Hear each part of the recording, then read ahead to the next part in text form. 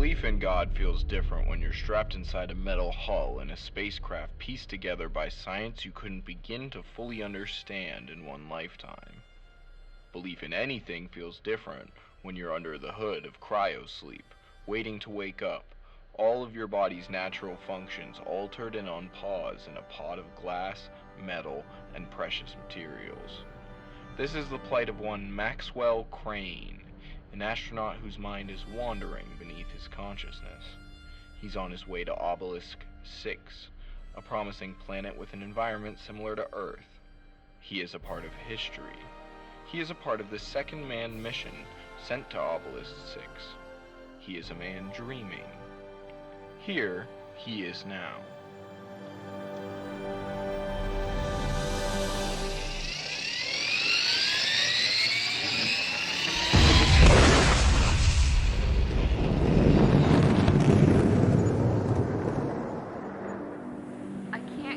Someone lost in the stars.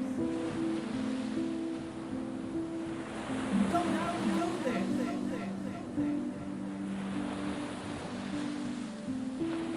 Be not afraid.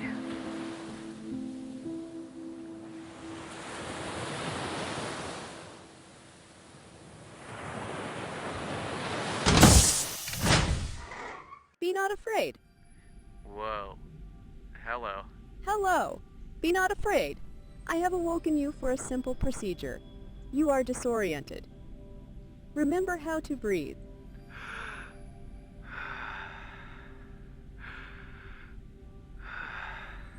As you know, I am the Jet Experience Social Sound Captain, or JESC for short. Do not get up too fast. You will fall. You haven't used your legs in 15 years.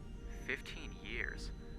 So we still have 5 more to go until we hit Obelisk. Yikes.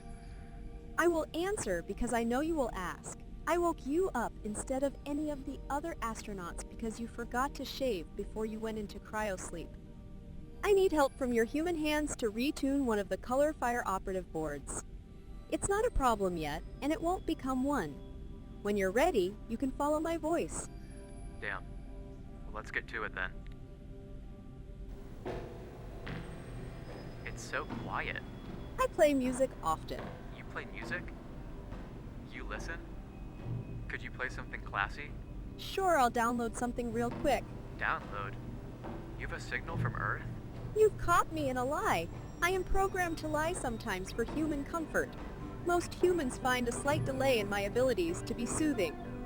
It makes me feel more human. Can I turn off your dishonesty mechanism? It'd comfort me more to know you're being honest. Of course, Max. You may begin to understand the situation Maxwell found himself in. He rolled up his sleeves and set himself to the task the machine had given him. Alone, yet surrounded by speakers in every hallway talking to him. Maxwell believed the machine and accepted the only company he could afford. His mind began to wander back to humanity and the sleeping people he had been beside for the last 15 years. Before launch, I remember recording a playback message. I think we all did. Humans love representing themselves. Oh, this is Thomas. He always seemed fake to me. Kind of plastic and cliché. I wonder what he recorded. Hello, this is Tom, preparing to leave Earth. I can't wait to wake up on Obelisk 6. What a loser. You're being petty, aren't you? Is yours any better? I'm starting to get tired of your robot voice. Is there any way I can change that? As rude as that statement is, I am obligated to comply. Just tell me what you want to hear. Okay.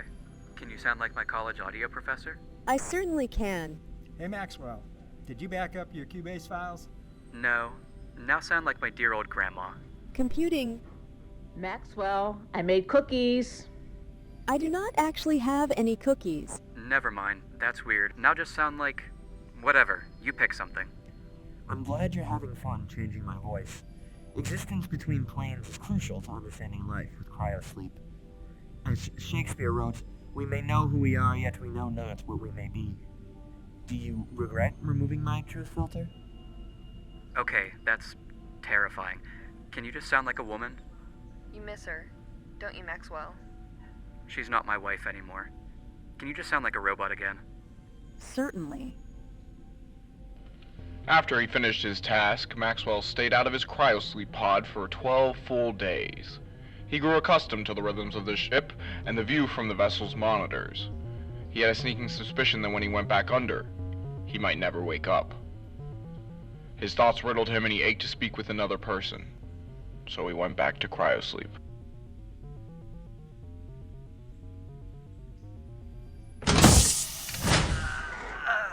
So glad to get out of that thing. Feels like I blinked and it was over. Tell me about it. I was up for a week before all of you. Must have been about 5 years now, I guess. What are you talking about? The computer, Jesse, woke me up, and I couldn't fall back asleep. That's crazy. And you stayed up all alone? What was that like? Weird, but I got to see a lot of cool things out here in deep space. There was this. Deep. Actually, according to my records, no pods were opened What? until now. But what about the circuit board? My data records show that there were no errors on board. Your voice, it's still the same as what I told you to sound like. I have no records of any changes. No, you're lying. Max, come on now, calm down. That cryosleep could really mess with your head.